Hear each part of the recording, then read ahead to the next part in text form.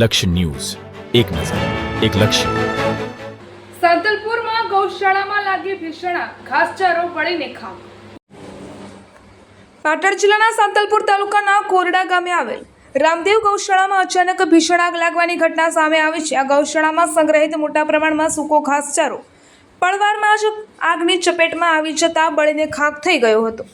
આ ઘટનાને કારણે ગૌશાળાના સંચાલકોને ભારે આર્થિક નુકસાન વેઠવું પડ્યું છે.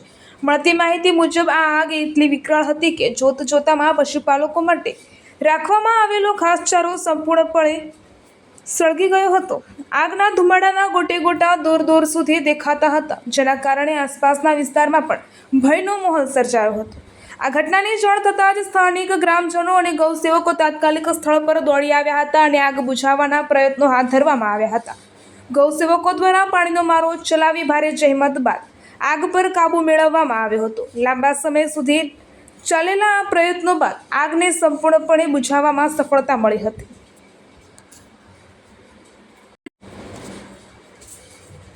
સદનસીબે આગની ઘટનામાં કોઈ પણ પશુને જાનહાનિ થઈ નથી, જેના કારણે ગૌશાળા સંચાલકોએ રાહતનો શ્વાસ લીધો છે.